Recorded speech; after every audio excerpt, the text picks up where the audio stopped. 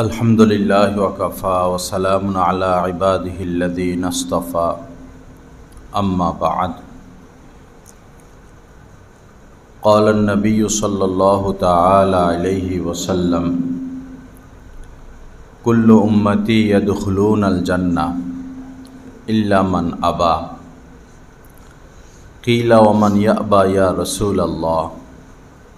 क़ाला मन अताअनी दखलल जन्नह व मन असानी फ़क़द अबा। औ कमा क़ाला अलैहिस्सलातु वस्सलाम। अल्लाहुम्मा सल्लि अला सय्यिदिना व मौलाना मुहम्मद व अला आलि सय्यिदिना व मौलाना मुहम्मद व बारिक वसल्लिम। अस्तग़फिरुल्लाहल्लज़ी ला इलाहा इल्ला हुवल हय्युल क़य्यूम व अतूबु इलैहि। আল্লাহ পাক জাল্লা জালালুহু আমাদের সবাইকে মাফ করে দেন। আল্লাহ পাক আমাদেরকে ইসলাহে কামেল নসিব করে দেন। আমাদের অন্তর আত্মার মধ্যে, আমাদের জিন্দেগির মধ্যে আল্লাহ পাক কামেল নূর নসিব করে দেন। একখানা হাদিস শরীফ পাঠ করলাম। হুজুরে পাক সাল্লাল্লাহু তাআলা আলাইহি সাল্লাম বলেন, কুল্লু উম্মতি ইয়াদখুলুনাল জান্নাহ, আমার সমস্ত উম্মতি জান্নাতে প্রবেশ করবে।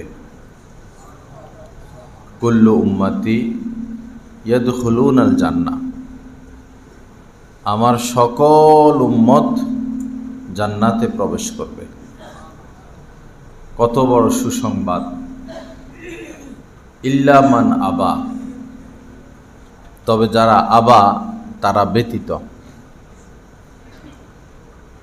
সাহাবায়ে কিরাম জানতে চাইলেন, হে আল্লাহ রাসূল, আবা কারা? কিলা ওমান ইয়াবা ইয়া রাসূলুল্লাহ। তখন নবীজি বললেন, মান আতাআনি দাখালাল জান্নাহ, যে আমার অনুসরণ করবে অবশ্যই সে জান্নাতে প্রবেশ করবে। ওমান আসানি ফাকাদ আবা, আর যারা আমাকে অস্বীকার করবে, অস্বীকার করে, তারাই হচ্ছে আবা। রাসূলকে যারা অস্বীকার করে তারাই হচ্ছে আবা, অস্বীকারী।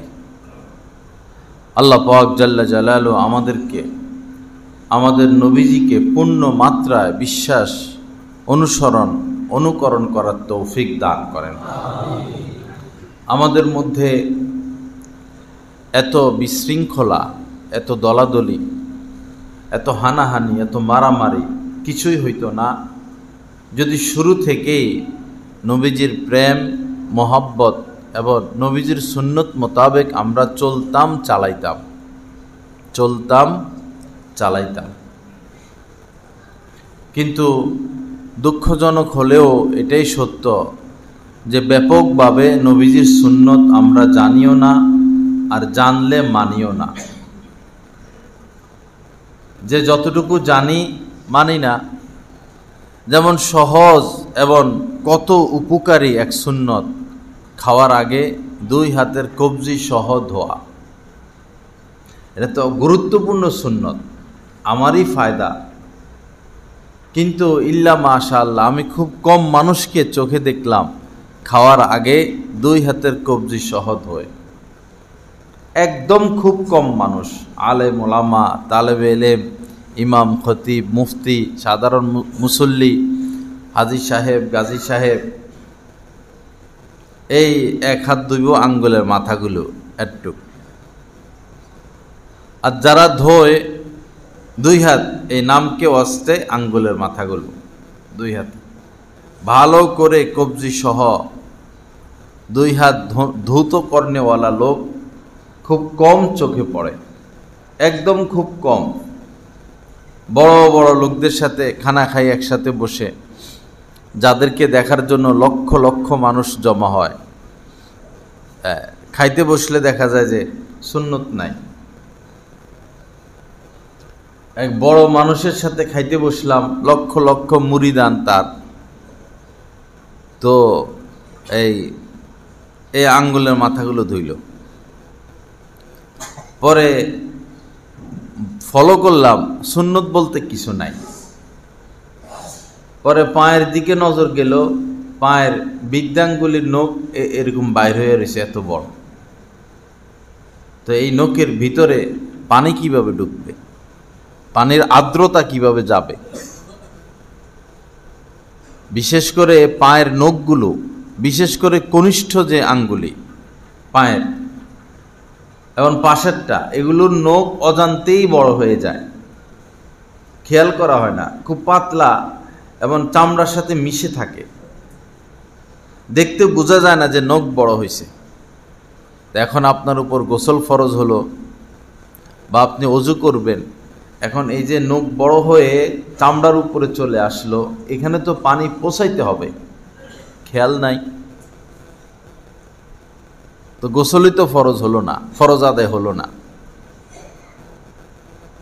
নখ বড় রাখা এটা মানবের কাজ না, এটা আশরাফুল মাখলুকাত মানুষের বৈশিষ্ট্য না, এটা হিংস্র জানোয়ারের বৈশিষ্ট্য। হিংস্র জানোয়ারের নখ নির্দিষ্ট পরিমাণে বড় হবে আর বড় হবে না, এটা আল্লাহ পাকের ফয়সালা, এতটুকু হও আর আগাইও না। যেমন আমাদের চোখের ব্রু, চোখের পাতার উপরে যেগুলো আছে পাপড়ি, এগুলোকে আল্লাহ পাক হুকুম দিয়ে দিয়েছেন এই পরিমাণ বড় হবা, এরপরে আর বাড়বা না। আর মোজ দাড়িকে বলছেন যে তোমরা বাড়ো, এগুলো আল্লাহর মাখলুক, আল্লাহর হুকুমই তারা মানে।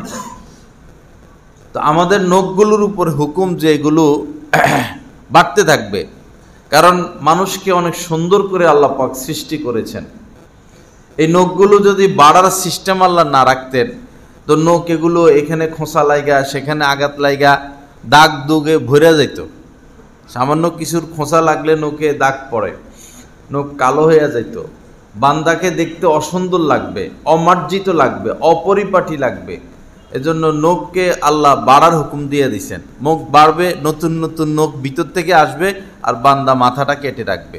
নতুন নতুন নখ ভিতর থেকে আসবে, বান্দা মাথা কেটে রাখবে, যেন সবসময় নখ দেখতে সুন্দর দেখা যায়।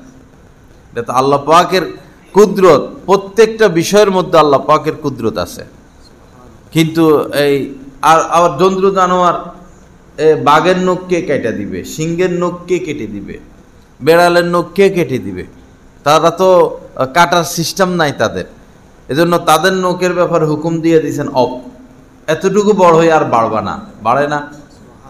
তো বড় নখ এটা তো জন্তু জানোয়ারের বৈশিষ্ট্য। আমরা মুসলমান কিভাবে বড় নখ রাখি, মানুষ কিভাবে বড় নখ রাখে? মেয়েরা এই বড় নখ রেখে এটার উপরে নেল পালিশ লাগায়। তো এই মেয়ের অজুও হবে না, গোসল হবে না, অজুও হবে না, গোসল হবে না, এটা নাপাক। নাপাক অবস্থায় তার গর্ভধারণ হচ্ছে, নাপাক অবস্থায় তার সন্তান দুনিয়াতে আসতেছে, তো সন্তান আর কি হবে? মারা গেলে আগে তার নখের এই নেল পালিশ উঠাইতে হবে, তারপরে তার গোসল, না হলে তার শেষ গোসলটাও সহি হবে না। শেষ গোসল আত্মীয় স্বজনে দেওয়া উত্তম। আপনি মারা যাবেন, আপনাকে গোসল দিবে আপনার ছেলে, আপনার ছেলে মারা যাবে, গোসল দিবেন আপনি। মহিলা মারা যাবে, গোসল দিবে মেয়েরা বা বোনে। ভাড়াটিয়া লোকে কোনোদিন ভালো করে গোসল দিবে না। মারা গেছে, এখন কি আর তার দাম আছে? নামকেও আসতে গোসল করানো হয়, খুব খুব খুব সুন্দর করে গোসল করাইতে হবে মৃত ব্যক্তিকে। এবং পানিগুলোর মধ্যে অবশ্যই বড়ই পাতা দিয়ে দেওয়া, বড়ই পাতার গরম পানি।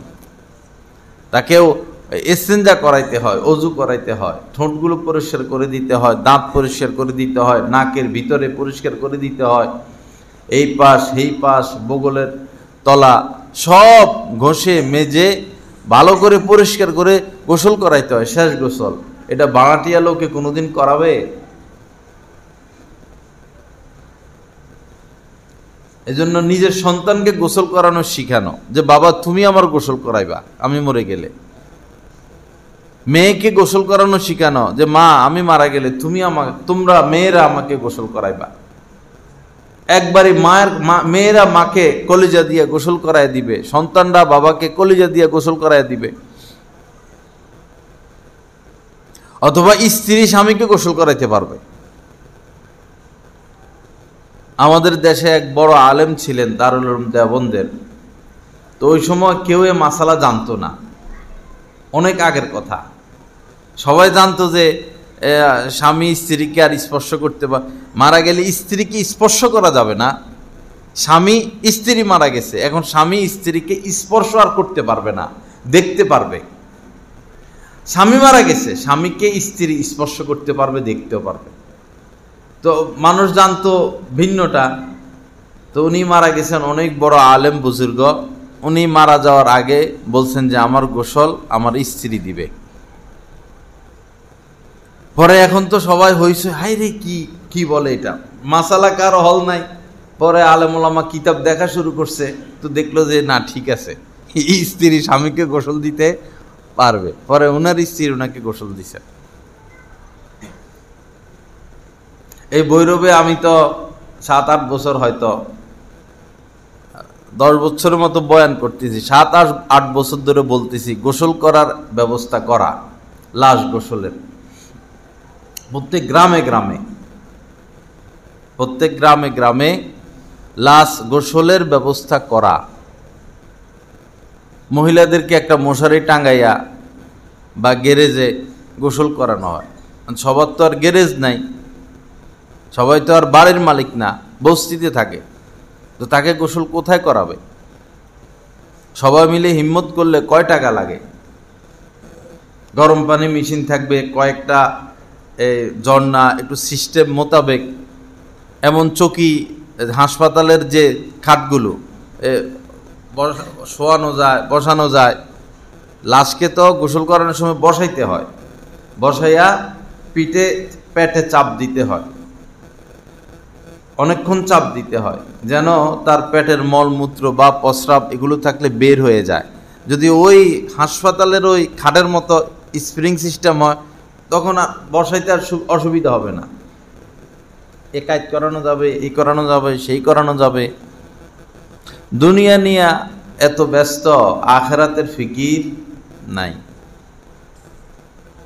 আমাদের এলাকায় সব আমেরিকা, ঘরে ঘরে আমেরিকা। কোনো ঘরে 2 জনও আমেরিকা, কোনো ঘরে 3 জনও আমেরিকা। তো বড় একটা গোরস্থান, এখানে সাইড ওয়াল নাই, আর পশ্চিম পাশে পুকুর, বড় পুকুর। কবরস্থান ভেঙে ফেলে, সেখানে ভালো করে ফাইল করে ওয়াল দিতে হবে।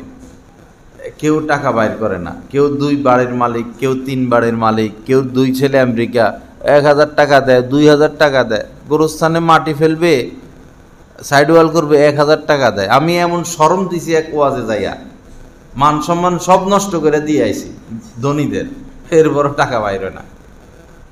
পিঁপড়া খাবে বড় লোকের ধন, কে খাবে? পিঁপড়া খাবে। জমাও, এরপরে কবরে যাও, এরপরে ডান্ডার বাড়ি খাও।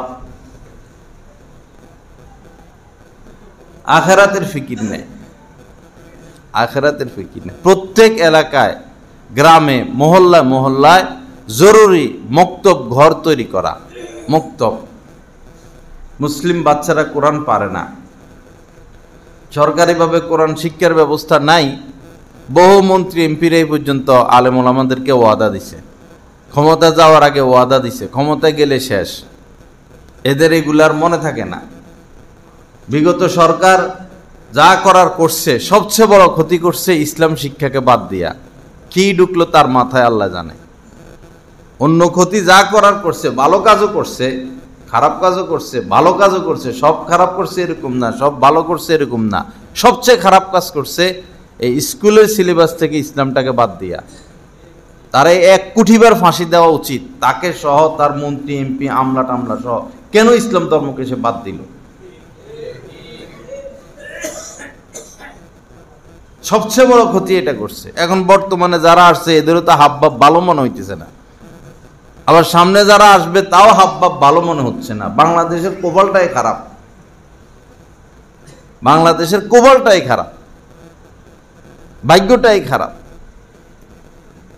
যেই ব্যথা নিয়ে আমাদের স্টুডেন্টরা, এই ছেলেরা জীবন দিল, দেখতেছে ডাইনে গুলি খেয়ে লাশ পড়ে গেছে, বামে গুলি খেয়ে লাশ পড়ে গেছে, সামনে লাশ, এরপরও তো ছাত্ররা আগাইছে।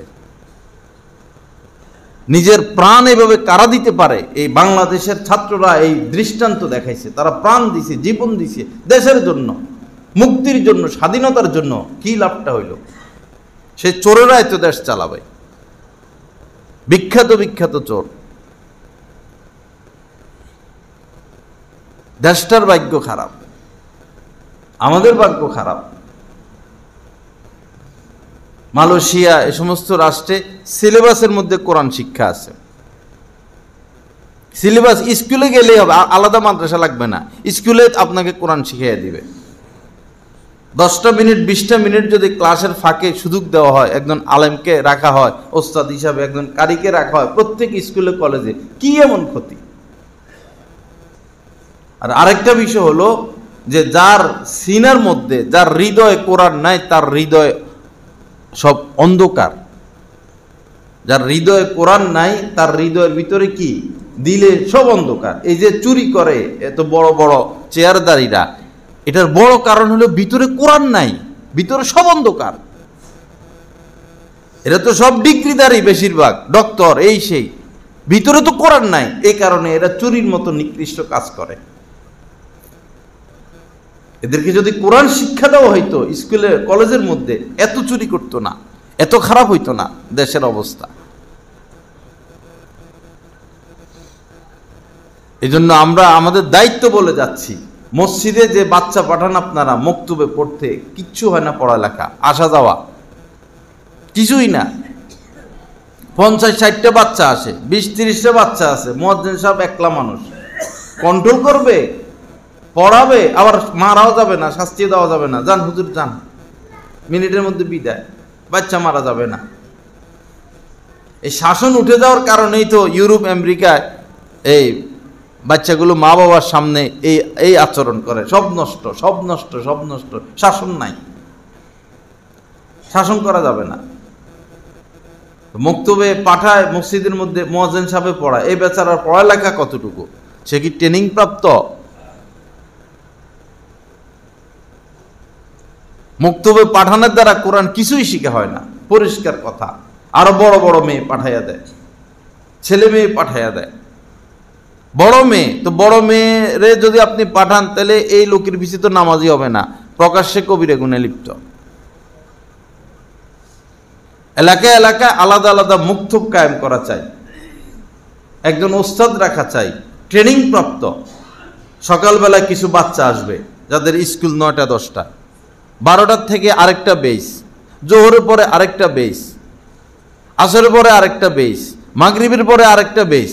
এভাবে যার বাচ্চা যখন আসার সুবিধা, এটা এলাকার তখন এসে পড়ে যাবে। উনি সারাদিনের জন্য ওস্তাদ, এলাকার থেকে তার হাদিয়া, তার খাবার দাবার ব্যবস্থা করা হবে।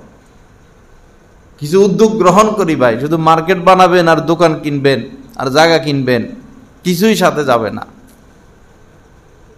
কিছুই সাথে যাবে না। মুক্তব কায়েম করেন, খুব জরুরি। খানকা প্রতিষ্ঠা করেন, খানকা। এই বৈরবে কতগুলো হাসপাতাল, একটা খানকা নাই। হাসপাতালগুলো দেহের চিকিৎসা করে, খানকা এটাও হাসপাতালই, এটা হচ্ছে আত্মার চিকিৎসা। একটা খানকাও নাই।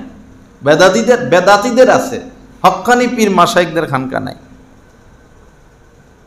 আপনার নজর হেফাজত হয় না, আপনি গীবত থেকে বাঁচতে পারেন না, আপনার অসওয়াসার সমস্যা, আপনার কুধারণার সমস্যা, বেশি কথা বলার সমস্যা, আত্মার রোগ তো অনেক। এটা চিকিৎসা কোথায় হবে? এটা চিকিৎসা তো খানকায় হবে, খানকায় তো নাই। হযরত থানভী রহমতুল্লাহ আলাইহি বলেছেন, এই যে মাদ্রাসাগুলো কমি মাদ্রাসা, নামকে ওয়াস্তে এগুলো মাদ্রাসা হবে, কার্যক্রম থাকবে খানকায় কার্যক্রম, মাদ্রাসার নাম দিয়ে চলবে খানকাই কাজ। কিন্তু এখন মাদ্রাসাওয়ালারাও এসলা বুঝে না।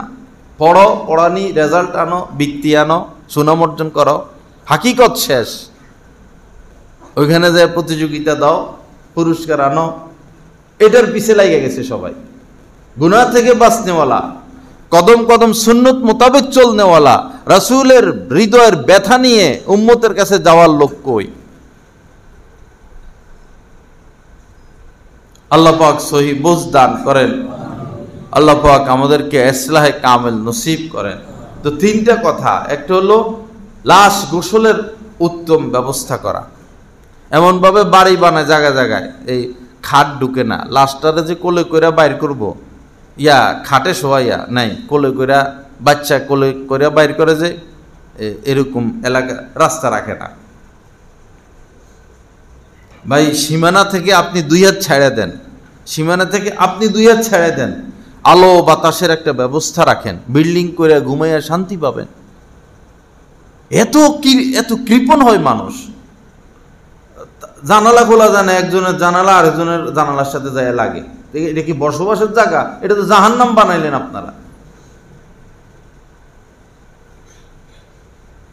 আরো ভিতরের দিকে গেলে, আগানগরের দিকে গেলে, এরপর অষ্টগ্রাম গেছি, বিভিন্ন জায়গায় হাঁটা যায় না, এখান দিয়ে গল লাগিয়ে যায়, এখান দিয়ে গল লাগিয়ে যায়, রাস্তা নাই। এত সংকীর্ণ মানুষের মন। সরকারের রুলস আইনও তো আছে এই ক্ষেত্রে, 2 বাড়ির মধ্যে ওখানে কতটুকু জায়গা রাখতে হবে।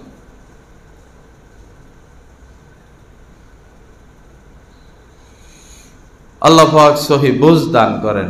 মুক্তব কায়েম করা, মুক্তব ঘর আলাদা, প্রয়োজনে মেয়েদের জন্য আলাদা মুক্তব, ছেলেদের জন্য আলাদা, অথবা হইতে পারে ঘর একটাই, মেয়েদের মুআল্লিমা আলাদা, তারা এক টাইমে এসে পড়বে, আর পুরুষদের মুআল্লিম আলাদা, তারা অন্য সময় এসে পড়বে।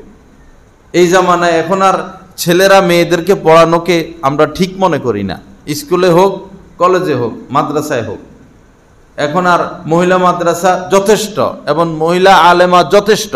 মহিলা মাদ্রাসাগুলোতে এখন আর ছেলে পড়াবে, এটাকে আমরা এখন আর প্রয়োজন মনে করি না। একটা কালো পর্দা দিয়া সে জায়গায় বসবে মেয়েরা, এ জায়গায় একজন পুরুষ পড়াবে। এখন যে ফেতনার জামানা, এটা না করা চাই। পুরুষ পড়াইতে হলে অন্য বিল্ডিংয়ে বসে পড়াবে, মাইকে, একটা পর্দার সামনে না, একই বিল্ডিংয়ে না পড়ানোই উচিত, কারণ গলার আওয়াজটাও পর্দা। স্কুলে কলেজে মেয়েদেরকে মেয়েরা পড়াবে, ছেলেদেরকে ছেলেরা পড়াবে, পড়ানো নিষেধ না, কিন্তু সহশিক্ষা পাঠাবেন। এই ছেলে বসছে, এই মেয়ে বসছে, এই মেয়ে বসছে, এই ছেলে বসছে, ম্যাডামে এসে পড়ায়, এমন সাজ দেয় ম্যাডামে বোর্ডের মধ্যে অঙ্ক করায়। আমি না কইলে এগুলার কেউ কইব না, আমার পরে এগুলার কেউ বলবো না। হাজার হাজার ষড়যন্ত্র চলতেছে, আমারে কেমনে বৈরূপ থেকে বাইর করব। মাঠে নেমে গেছে, নামো, করো, ষড়যন্ত্র করো। আমি ষড়যন্ত্র করব না, আমি সবাইকে মাফ করে দিব। আমার মাথায় বাড়ি দিল, আমি মাফ করে দিব। আমি কাহারোর সাথে দুশ্মনী করব না। আমারে থুতু মারলেও আমি বলবো আসসালামু আলাইকুম। করো ষড়যন্ত্র, আমি ষড়যন্ত্র করব না। আমি কাহারো গীবত করব না, আমি কারো ক্ষতির পিছে লাগবো না। আমি হক কথা বলে যাচ্ছি, হক কথা বলে যাব। আমার শেষ নিঃশ্বাস থাকা পর্যন্ত। জেলখানায় গেলে সেখানেও মজলিস চলবে। আলেম ওলামা জেলে গেলে আরো ভালো, এদেরকে দিনের দাওয়াত দিতে হবে না। আমার এক ছাত্র 3 বার জেলে গেছে, এর বই হেরে 3 বার জেল খাটাইছে। মিজান 3 বার জেলে যাইয়া এই নামাজ পড়াইছে 5 ওয়াক্ত, সকাল বিকাল মজলিস করছে, বয়ান করছে। পুরা যারা ছিল সবাই নামাজি, আল্লাহ হয়ে হওয়ার পথে আর কি। এটা আরো ভালো। মহিলা এই ক্লাস করায়, মনে করেন অঙ্ক বুঝাবে, তো বাবু এটা খালি না, হাত এটা খালি, তো এই সুন্দর হাতের দিকে ছেলেদের নজর যায় না। এরপরে এই পিঠটা খালি, চুলগুলো ছাড়া, শাড়ি পরলে কোমর দেখা যায়। শহরে তো শার্ট প্যান্ট পরেও মেয়েরা এসে ক্লাস করায়। এখন এই নৌজওয়ান পোলাপাইন অঙ্কের দিকে তাকাবে না ম্যাডামের দিকে তাকাবে? বাস্তব কথা বলেন।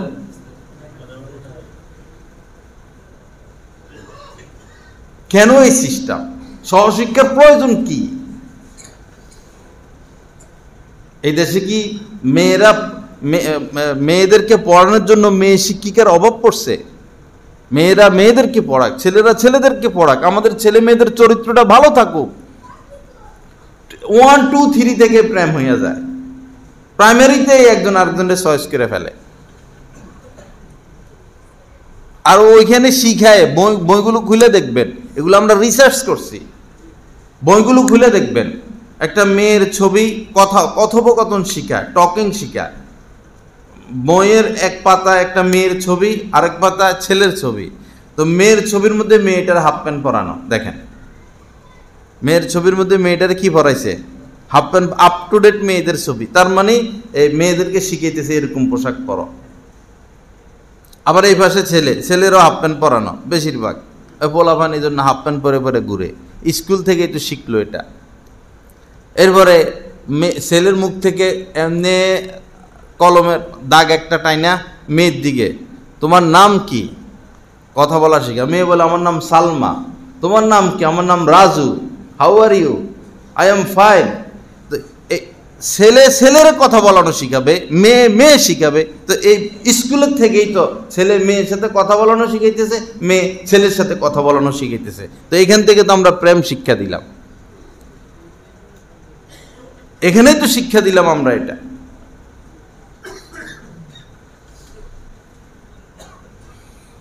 আল্লাহ পাক সহি বুঝ দান করেন। আল্লাহ পাক আমাদের এই বাচ্চাগুলোকে হেফাজত করেন। একদম বরবাদ, একদম বরবাদ।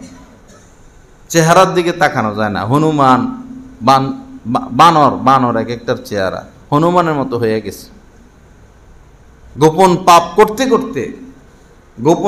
করতে করতে মানুষের সুরত নাই এক একটার মধ্যে। যারা গোপন পাপ করবে এই আঙ্গুল গর্ভবতী হবে কিয়ামতের ময়দানে, আঙ্গুলগুলো গর্ভবতী হবে।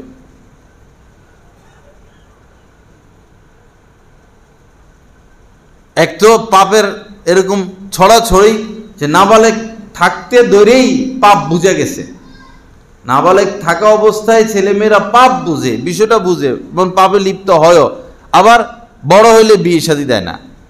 মেয়ে বড় হইতেছে তারে বিয়ে দেয় না, ছেলে বড় হইতেছে তাকে বিবাহ করে না। আপনার ছেলেকে বিবাহ করানো তো আপনার দায়িত্ব। সে কবে চাকরি করবে, কবে আয় রোজগার করবে, বেটা তো বুড়া হবে। মানুষ এখন বাঁচে কয়দিন, সে আবার তার বাচ্চাগুলোকে বড় করে যেতে হবে না। সে ইস্টাবলিশ হইতে 28, 30, 35 একটা ছেলে চাকরি বাকরি করে সব। তো পরে বিয়ে করলে তো কবে বাচ্চা হবে, কবে সে বাচ্চাগুলোরে পালবে, পড়ালেখা শিখাবে, তাদেরকে একটা অবস্থায় রেখে তো মরতে হবে। তো বাপ মরে যায়, ছেলে মেয়ে এখন বাচ্চা। এত দেরিতে বিয়ে শাদীর এই প্রচলন কেন হইল আমাদের মাঝে? মেয়ের বিয়ের বয়স এসে বিয়ে দিয়ে দেন, মেয়েটা গুনাহ থেকে বেঁচে থাকুক। ছেলের বিয়ের বয়স এসে তাকে বিয়ে করাইয়া দেন, সে গুনাহ থেকে বেঁচে থাকুক। এখন পড়ালেখার জরুরত হলে পড়ালেখা করবে, সমস্যা কি? মেয়ের বাড়িতে থেকে পড়ুক, ছেলের বাড়িতে থেকে পড়ুক, মাঝে মধ্যে তাদের দেখা সাক্ষাৎ হোক, দোনোটা গুনাহ থেকে বাঁচুক, তাদের জীবনটা বাঁচান। সেই মেয়ের বয়স হয়ে যায় 18, 20, 22, 25, 30, 25, 24, সেই কুমিল্লা ভার্সিটিতে পড়ে, সিলেট ভার্সিটিতে পড়ে, সে রংপুরে যায় পড়ে, মেসে থাকে, সে স্বাধীন। সকালেও সে বের হতে পারে, বিকালেও সে বের হইতে পারে, তার যেখানে ইচ্ছা সে সেখানে যাইতে পারে, যার সাথে ইচ্ছা তার সাথে আড্ডা দিতে পারে। গরুর মাথার মধ্যে নাকের ভিতরে দিয়া রশি ঢুকাইয়াও তো এই ক্ষেতের আইল দিয়া খাওয়ায়, ঘাস খাওয়ায়। নাকের ভিতরে রশি, কানের মধ্যে রশি, শিঙের মধ্যে রশি, ঘাস খাওয়ায়। গরু ক্ষেতের আইল দিয়া খুব মনোযোগ দিয়ে ঘাস খায়, একবারে নজর হেফাজত করে না, ডাইনে তাকায় না বামে তাকায়, খুব মনোযোগ দিয়ে ঘাস খায়। আপনি হয়তো কোনো কারণে এদিকে মাথাটা ঘুরাইছেন বা সেদিকে ঘুরাইছেন, গরু আসলে দেখেও নাই, তো নজর হেফাজত করতেছে। আপনি ডাইনে তাকানোর সাথে সাথে সে দিছে আরেকজনে খেতে কামড়, পুরা ধান খেতের পুরা এক মুঠা মুখে দিয়ে দিছে, টাইনে আনতেছে নাকে রশি, তাও তো টাইনে আনতে পারেন না, আউ করে খাইতে থাকে। তো মেয়েদের নাকে এরকম রশি লাগাই রাখছি আমরা, না কানে রশি লাগাই রাখছি, ছেড়ে দিছি মেয়েদেরকে। ভার্সিটিতে থাকে, মেসে থাকে, তো যা ইচ্ছা তাই করে। হাতে touch mobile, free wifi line, কিভাবে সে তার সতীত্ব রক্ষা করবে? কি বিপদে ফেলে দিলেন মেয়েদেরকে। আবার বিদেশে পাঠায় ডিগ্রির জন্য, আবার মানে আমার মেয়ে অমুক ভার্সিটিতে পড়ে, আমার মেয়ে অমুক জায়গা থেকে ডিগ্রি আনতেছে। ডিগ্রি আনা নিষেধ না, ভার্সিটিতে পড়া নিষেধ না, তার সতীত্ব যেন রক্ষা থাকে, তার চরিত্র রক্ষা থাকে, এরকম প্রতিষ্ঠানে তাকে পড়াইতে হবে। এমন প্রতিষ্ঠানে দিছেন যে লেখা আছে এটা ছেলেদের হল, এটা মেয়েদের হল, যাইয়া বুঝবেন না আসলে কোনটা ছেলেদের হল কোনটা মেয়েদের হল বুঝবেন না। ছেলেদের হলে মেয়েরা, মেয়েদের হলে ছেলেরা, এই জায়গায় তো পড়ানো না জায়েজ। আগে চরিত্রের নিরাপত্তা দিতে হবে। সে ডাক্তার হোক, কোনো আপত্তি নাই, তার সতীত্ব যেন রক্ষা থাকে, তার স্বভাব যেন রক্ষা থাকে, তার চরিত্র যেন ভালো থাকে। সে যদি এই হোটেলে জানেওয়ালি হয়ে যায়, সে যদি খারাপ কাজ করেনেওয়ালি হয়ে যায়, তো সেও শেষ, আপনিও শেষ। আল্লাহ পাক সহি বুঝ দান করেন, আল্লাহ পাক আমাদেরকে হেদায়েত দান করেন, আল্লাহ পাক আমাদেরকে এই কথাগুলো বুঝার তৌফিক দান করেন। কুল্লুকুম রাঈন ওয়া কুল্লুকুম মাসউলুন আন রাইয়াতিহি। আমাদের প্রত্যেকের উপরে কিছু না কিছু জিম্মাদারি আছে, আমরা সবাই জিম্মাদার। আর যাকে যে জিম্মাদারি দেওয়া হলো, এই ব্যাপারে আল্লাহ পাক কিয়ামতের ময়দানে তাকে ধরবেন। হাসপাতাল, যিনি হাসপাতালের প্রধান, তিনি হাসপাতালের জিম্মাদার। ওষুধ চুরি হইল কি না, একটা নাফা যদি চুরি হয়, প্রধানকে ধরা হবে আগে। একজন রোগী যদি সুচিকিৎসা না পায়, প্রধানকে আগে ধরা হবে। ভুল চিকিৎসা যদি কেউ মারা যায়, আগে প্রধানকে ধরা হবে। যাদের ভুল চিকিৎসা মারা গেল তাদেরকে তো ধরা হবেই, স্তর স্তর সকলকেই ধরা হবে। আল্লাহ পাক কোনো কিছু ভুলেন না, এরপরও ফেরেশতা লাগায় রাখছেন, সব লিখিত হচ্ছে, সব লেখা হচ্ছে।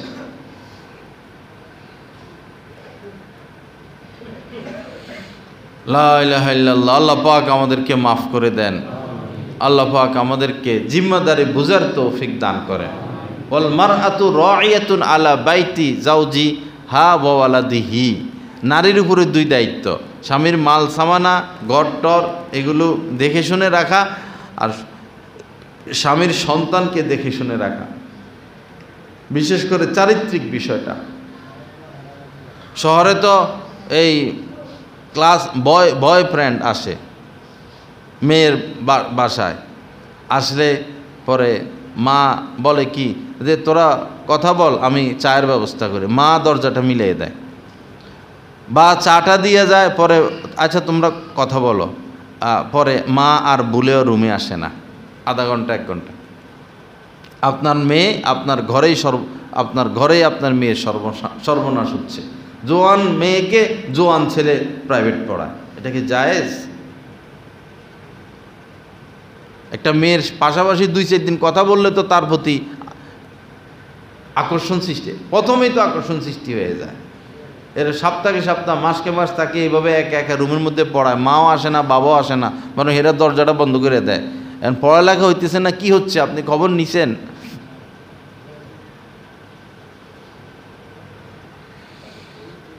আস্তাগফিরুল্লাহাল্লাযী লা ইলাহা ইল্লা হুয়াল হাইয়ুল কাইয়্যুম ওয়া আতুবু ইলাইহি। আল্লাহ পাক আমাদেরকে মাফ করে দেন, আল্লাহ পাক সহি বুঝ দান করেন।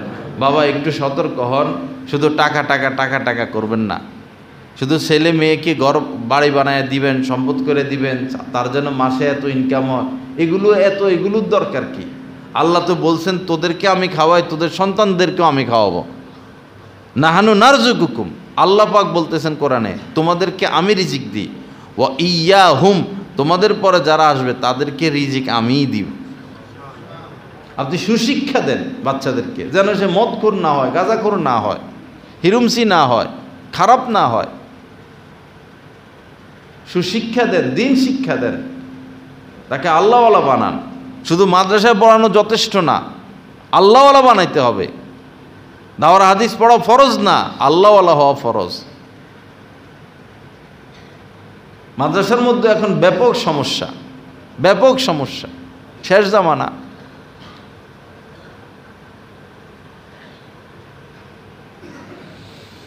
আস্তাগফিরুল্লাহাল্লাযী লা ইলাহা ইল্লা হুয়াল হাইয়ুল কাইয়্যুম ওয়া আতুবু ইলাইহি। তো কুল্লু উম্মতি ইয়াদখুলুনাল জান্নাহ, নবীজি বলেন যে আমার সকল উম্মতি কোথায় যাবে? জান্নাতে প্রবেশ করবে, কিন্তু যারা আমাকে অস্বীকারী তারা জান্নাতে প্রবেশ করতে পারবে না। রাসূলের প্রেম, মোহাব্বত, ভালোবাসা, রাসূলের প্রতি দুরূদ পড়া এবং প্রত্যেক কাজে কর্মে রাসূলের সুন্নত জিন্দা করা। সুন্নতের চেয়ে সুন্দর দুনিয়াতে দ্বিতীয় কিছু নাই।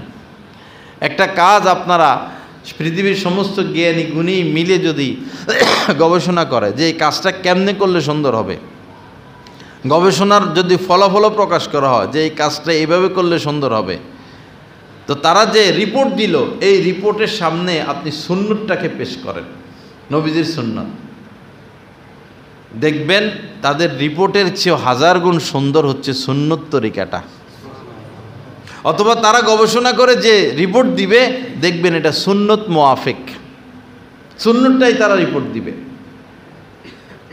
সুন্নত এত সুন্দর, সুন্নতি পোশাক এত সুন্দর, সুন্নতি চেহারা এত সুন্দর, সুন্নতি খাবার দাবার এত সুন্দর, সুন্নতি অজু গোসল, সুন্নতি ঘুম থেকে জাগা, রাস্তা চলাফেরা করা, ব্যবসা বাণিজ্য করা, বিয়ে শাদী, আচার অনুষ্ঠান সুন্নতি হওয়া চাই। আল্লাহ পাক রাত্র দিছেন ওয়াজআলনাল লাইলা ওয়াজআলনান নাহারা মাআশা ওয়াজআলনাল লাইলা লিবাসা, রাত্র দিছেন একটু মানুষ আরাম করব। কি একটা শুরু হয়েছে এই জায়গায়। আমি কালকে নেত্রকোনা গেছিলাম, আসতে মনে হয় 2টার দিকে, লাখ লাখ মানুষ, নারী পুরুষ,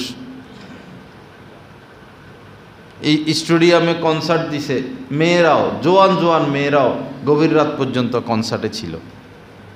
কার সাথে এখানে আসছে, কার সাথে সে বাসায় যাবে, তার নিরাপত্তা কি, কার মেয়েরা, কি আশ্চর্য। মেয়েকে এভাবে মানুষ ছেড়ে দেয়, মেয়েদেরকে এভাবে স্বাধীন করে দেয় মানুষ। স্বামীর অনুমতি ব্যতীত স্ত্রী ওইখানেও যেতে পারবে না, আরেক ঘরেও যেতে পারবে না, অনুমতি নিতে হবে, নিয়ে রাখতে হবে। অনুরূপভাবে পিতার বাড়িতে থাকতে পিতার অনুমতি এভাবে নিবে।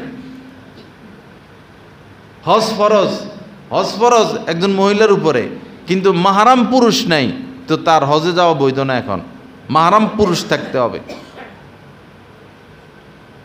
ওমরায় যাওয়ার মতো 100 বার ওমরা যাওয়ার মতো টাকা আছে মহিলার, কিন্তু মাহরাম পুরুষ নাই, না সে তার জন্য এখন ওমরা বৈধ না, মাহরাম পুরুষ লাগবে। মেয়েদেরকে এইভাবে স্বাধীন করে দিতে নাই।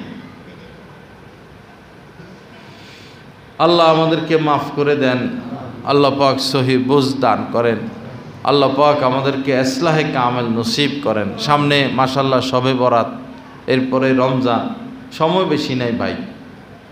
জীবনে হয়তো দ্বিতীয়বার শবে বরাত নাও পেতে পারি। প্রস্তুতি নেওয়া, এক রাত ইবাদত করব, এক রাত মন ভরে ইবাদত করব, মন ভরে প্রাণ খুলে কান্নাকাটি করব, আল্লাহকে ডাকবো। আরেকটি হলো এই যে গোরস্থানে যাওয়া। এখন ওলামা ইকরাম বলে যে গোরস্থানে এখন না যাওয়া, যে অবস্থা গোরস্থানগুলোতে, মেয়েরাও চলে যায়, মহিলারাও চলে যায়, পোলা পাইন, নারী পুরুষ। এখন আর গোরস্থানের বিষয়টা ছিল যদি নীরব হইতো, আপনি চুপি চাপে গেলেন, মা বাবার কবরটা জিয়ারত করে আসলেন, শেষ। এখন তো এটা একটা অন্যরকম অবস্থা, এখন না যাওয়া চাই। এই আনুষ্ঠানিকতায় এখন আর যোগ দিতে নাই। আগের জামানা তো বুজুর্গানে দিন শবে বরাত আসলে জঙ্গলে চলে যেতেন, পাহাড়ে চলে যেতেন, নিরালায় চলে যেতেন, সেখানে যাই আল্লাহকে ডাকতেন। এখন তো ওরকম পরিবেশ নাই। মসজিদে আমরা আসি, মসজিদে আসলেও এই কিছু বয়ান হয়, মুনাজাত হয়, বস, এরপরে সবাই চলে যায়। বয়ানটা তো মূলত কে কি আমল করবে এই বিষয়ে কিছু উৎসাহ দেওয়া হয়, বয়ানটাকে মূল মনে করে দোয়া মুনাজাত করে, এরপরে চলে যায়, আবার গপসপ, আবার ঢুকে মোবাইলে। গজব হয়ে গেছে দেশটা, আবার মোবাইল।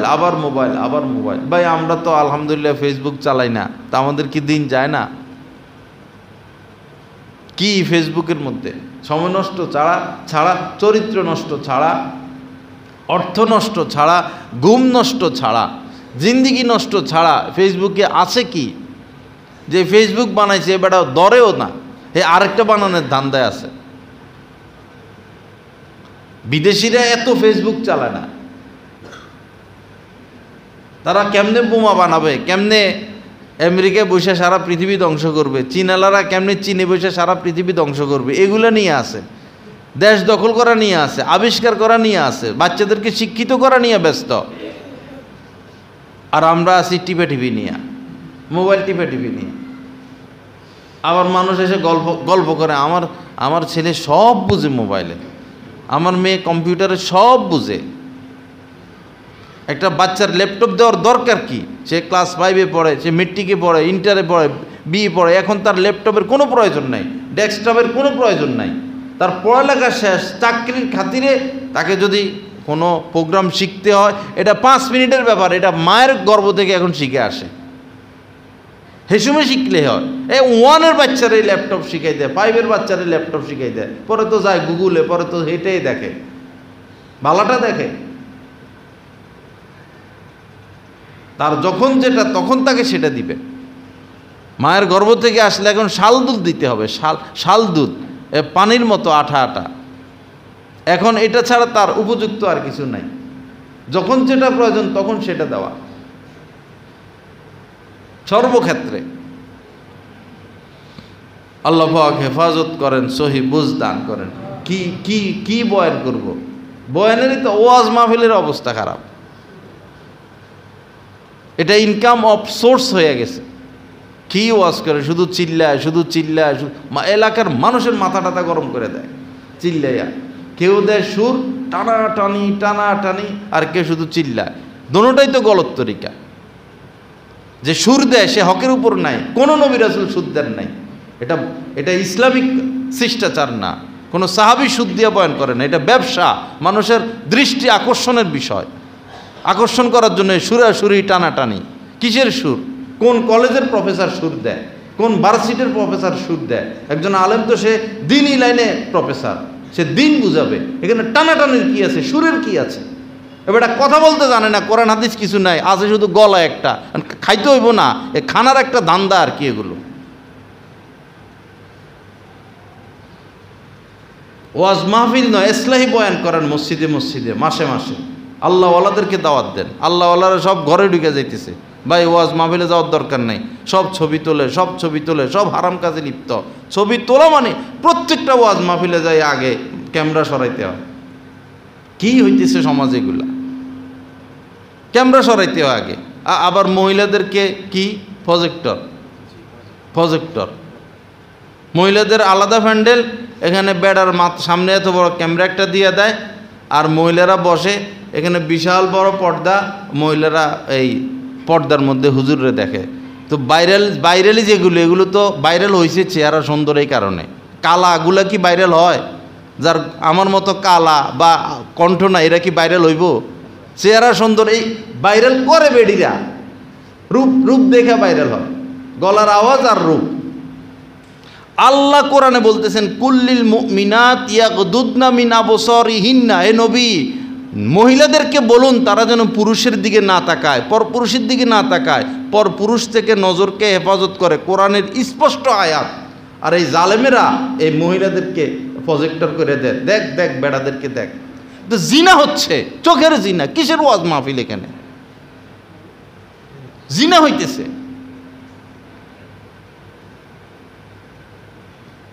আছে দিন ওয়াজ মাহফিলগুলোতে ছবি তোলা ছাড়া আর কি আছে?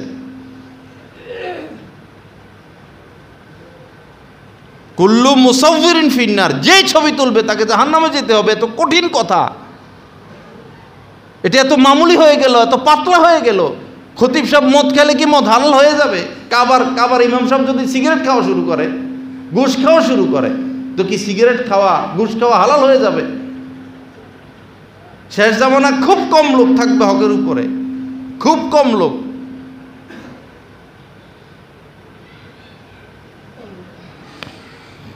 আল্লাহ পাক সহি বুঝ দান করেন, হকের উপর থাকার তৌফিক দান করেন। মানুষ দলিল দেয় অমুক বড় হুজুর তো ছবি তোলে, ভিডিও করে। ভাই অমুক তমুক দেখান কেন?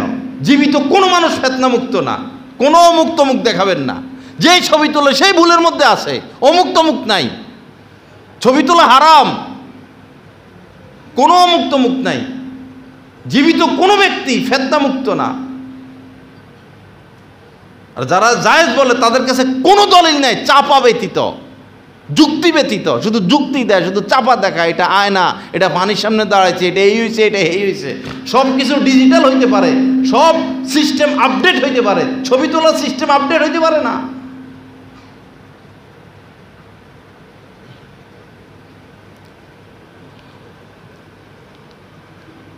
আল্লাহ পাক আমাদেরকে সহি বুঝ দান করেন। হক্কানি আলেমদের সাথে থাকার তৌফিক দান করেন। বাবা, যখন দাজ্জাল আসবে তখনও হক্কানি আলেম থাকবে, কিন্তু আসবে না। হক্কানি আলেমরা রিস্ক নিয়ে বলবে, যেও না, সে দাজ্জাল, শুনবে না কথা। এখন কি হক্কানি আলেমরা বলে না, সুদ যেও না, সিসি যেও না, শুনে কেউ? ছবি তুলো না, শুনে কেউ? বরং বহু খতিবদেরকে লিখিত দিয়ে রাখে, সুদের বয়ান করবেন না, কারণ কমিটির সভাপতি দইরা শেষ পর্যন্ত সব সুদখোর। শহরে কোনো বেশিরভাগ খতিব সুদের বয়ান করতে পারে না। আমি এক বয়ানে যাইতেছি, পরে আমারা আগেই বলছে, হুজুর দয়া করে সুদের কিছু কয়েন না। তা আমারে কওয়া মানে তো বুঝে আরো পুরা 12টা বাজে দিয়ে আসি, একবারই আর কোনো কিছু কইয়ে না, যেটা কইতে নিষেধ করে হেডে কই। আমি কি টাকার জন্য আইছি, না তোদেরকে ভয় করি? আমি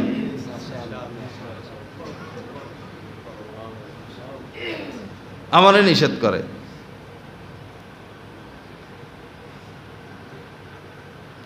এখানে যে কাম, বৈরব থেকে আমার বাইর করে দিলে যেখানে যাবো সেখানে এই কাম, জেলখানায় গেলেও এই কামই করবো, হক কথা বলবো। ফাঁসিতে ঝুলাবেন, ওই ঝুলানের নিঃশ্বাস যাওয়ার আগ পর্যন্ত হক কথা ইনশাল্লাহ মুখ দিয়ে বাইর হবে। আমাদেরকে কিনা সম্ভব না, আমরা কারোর কাছে বিক্রি, সারা পৃথিবীর বিনিময়ে আমরা বিক্রি হতে পারবো না, আতাত করতে আমরা পারবো না। আল্লাহ পাক এমন মন মানসিকতা তৈরি করে দিয়েছেন, আতাত আমাদের দ্বারা সম্ভব না, অন্যায়কে সমর্থন করা সম্ভব না, কারো কাছে মাথা নত করা সম্ভব না। ওয়ালা ইয়াখাফু লাউমাতা লাইম, কিছু আল্লাহওয়ালা আল্লাহ পাক কিয়ামত পর্যন্ত রাখবেন। কোনো এই হুঙ্কারওয়ালাদের হুঙ্কারকে তারা পরোয়া করবে না, কোনো শক্তি তাদের কাছে, কোনো শক্তি না, কোনো দাম নাই, কারণ তারা আল্লাহর শক্তি নিয়ে অগ্রসর হয়। মানিত্তাকাল্লাহা সারা আমিনান আশা কবিয়ান, মানিত্তাকাল্লাহা আশা কবিয়ান, যারা আল্লাহকে ভয় করে তারা এক পাওয়ার নিয়ে সমাজে বসবাস করে, এক শক্তি তাদের মধ্যে থাকে, সেটা হচ্ছে ঐশী শক্তি। দুনিয়ার এই শক্তি তাদের সামনে বালু ছাই, তারা আল্লাহর শক্তি নিয়ে চলাফেরা করে। 1000 কোটি পরমাণু বোমাকে একজন আল্লাহওয়ালা ভয় করে না। চাকরির পরোয়া দেখাবেন, তোমাদের চাকরি তোমাদের কপালে মারে। আমরা আল্লাহকে ভয় করি, আল্লাহর কাজ করি, আল্লাহ আমাদেরকে খাওয়ান, আল্লাহ রিজিক দেন, তোমাদের গোলামি করার টাইম আমাদের নাই। হক কথা বলে যাব যতক্ষণ আল্লাহ পাক তৌফিক দেন।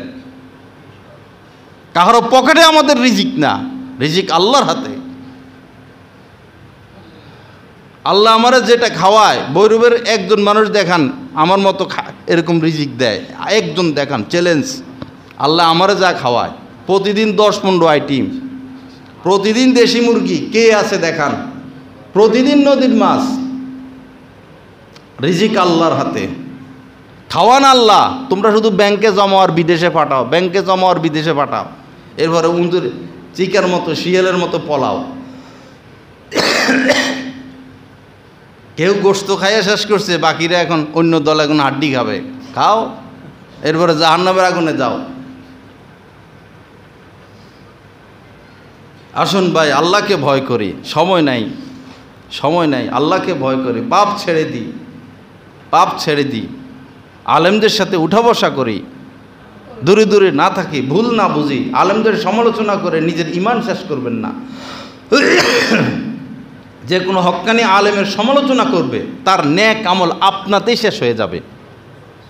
সে যেই হোক, একজন আলেমের সমালোচনা সে করবে, এটা ওই আলেম জানুক বা না জানুক, আল্লাহ তার নেক আমলগুলো মুছে দিবেন। কবরে রাখার সাথে সাথে তার চেহারাকে ক্যাবলা থেকে বিপরীত দিকে ঘুরিয়ে দেওয়া হবে। খবরদার, হক্কানি আলেমের সমালোচনা করবেন না। কোনো বিষয় না বুঝলে তার সাথে কথা বলবেন, তিনি কোরআন হাদিসের উপর আছে কিনা সেটা দেখবেন, সমালোচনা করবেন না। কোনো লাভ হবে না সমালোচনা করে, জাহান্নামে যাওয়া ব্যতীত। হক্কানি আলেম এক ধরনের বেপরোয়া, অন্যায়ের ক্ষেত্রে তারা কখনো মাথা নত করবে না। আল্লাহ পাক সহি বুঝ দান করেন, আল্লাহ পাক আমাদেরকে কামেল ইসলাম নসিব করেন। আসেন ভাই, সুন্নত মোতাবেক চলি, এই চোখটাকে হেফাজত করি, আল্লাহর রাস্তায় নজর হেফাজত করি, মোবাইল ছেড়ে দিই। অনেকে আইসে এসে আমার কাছে মোবাইল জমা দিয়ে যাইতেছে, কয় রমজান মাস আসছে আর কত আকাম কুকাম করবো, মোবাইল জমা দিয়ে যাচ্ছে, কয় না আর এটা ব্যবহার করব না। মোবাইলটা ছাড়ি ভাই, ডিশ লাইনটা কাটি, ওয়াইফাই লাইনটা কাটি। কু আনফুসাকুম ওয়া আহলিকুম নারা, নিজে জাহান্নামের আগুন থেকে বাঁচাও, ছেলে মেয়েকে জাহান্নামের আগুন থেকে বাঁচাও, এটা আপনার দায়িত্ব। আপনি বাঁচেন, আপনার ছেলে মেয়েকে বাঁচান। সময় নাই, সামনে রমজান মাস, এই মাসে আমরা সবাই আল্লাহওয়ালা হয়ে যাই। যাদের তৌফিক আছে উমরায় যাই, উমরায় যাইতে পারবেন না, কোনো আল্লাহওয়ালার সোবতে থেকে যান, একটা খানকা কায়েম করেন যে হজরত আপনার সাথে আমি 1 মাস থাকবো, রমজান মাস 1 সপ্তাহ থাকবো, 3 দিন থাকবো। আমার শায়েখের খানকায় শত শত হাজার হাজার ওলামা ইকরাম রমজানে এই আইসা হজরতের সোহবতে থাকে। মুফতি জাফর সাহেবের ওইখানে যেয়ে থাকে, মাওলানা মাহমুদুল হাসান সাহেবের সোহবতে গিয়ে থাকে। আরও বিভিন্ন জায়গায় আল্লাহওয়ালারা রমজানে বসেন, এতেকাবে বসেন, বাইরের থেকেও আসেন ওলামা ইকরাম, তাদের সোহবতে মানুষ গিয়ে বসে। আল্লাহকে পাওয়ার জন্য কোনো আল্লাহওয়ালার সোহবতে গিয়ে একটু বসেন কিছুদিন, 3টা দিন থাকেন না কোনো আল্লাহওয়ালার সাথে, 3টা দিন থাকেন, শিখেন না কিছু ভাই। অন্তত এই রমজানে 3টা দিন কোনো আল্লাহওয়ালার সোহবতে থাকি আমরা, ইসলাহের নিয়তে। লা ইলাহা ইল্লাল্লাহ। যা কিছু আলোচনা হলো, আল্লাহ পাক আমাদের সবাইকে কথাগুলোর উপর আমলের তৌফিক দান করেন। আগামীকাল 3টা থেকে মহিলাদের উদ্দেশ্যে ইসলাহি বয়ান হবে ভৈরবপুর বাদশা মিয়ার বাড়ি মিনিস্টার শোরুমের এই বিল্ডিংয়ের 4র্থ তলায়। আমরা আমাদের মহিলাদেরকে সেখানে পাঠানোর ফিকির করব।